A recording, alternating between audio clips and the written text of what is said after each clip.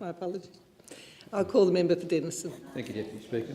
Deputy Speaker, older Australians are getting a raw deal from this government.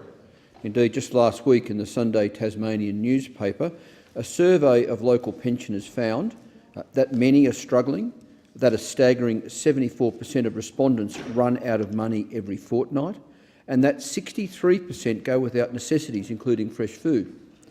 So, for a start, Deputy Speaker, we need to fix the age pension because it's obviously far too low and should be lifted immediately to a livable amount. But instead, this government seems determined to diminish retirement incomes for many older Australians, and in particular for superannuants and those on part pensions. While some measures, Deputy Speaker, like the 2014 budget proposal to index pensions to CPI have rightfully been abandoned, pensioners are still being targeted in a ruthless campaign. For example, the changes to the asset test, which I voted against, have left some in my electorate without a part pension entirely.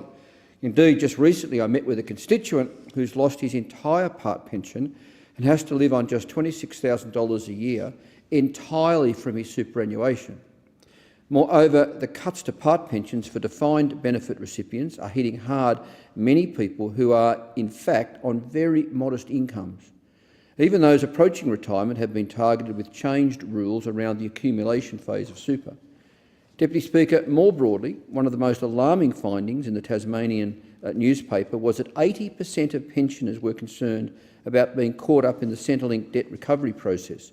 And no wonder, because this program is terrorising older Australians. And while I'm glad I was able to successfully lobby the Commonwealth Ombudsman to investigate the matter, the government still stands by it. Regrettably, things are only set to get worse as the program is expanded to cover the age pension. Nor, Deputy Speaker, is the government doing any better with aged care because they've cut $1.2 billion from residential aged care and are refusing to take any action to crack down on the rorting by some home care service providers. Deputy Speaker, the Sunday Tasmanian research should be a powerful wake-up call to all of us.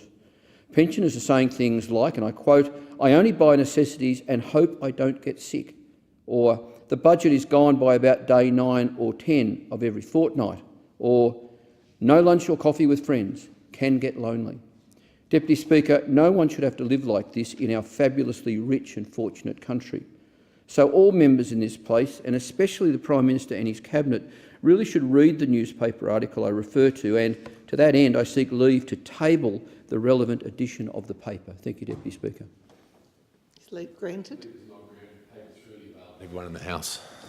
Leave is not granted. Deputy Speaker, if I could just make the point, though, that this is not easily available on the mainland. I appreciate the member's point, but leave is not granted. Thank you, Deputy Speaker.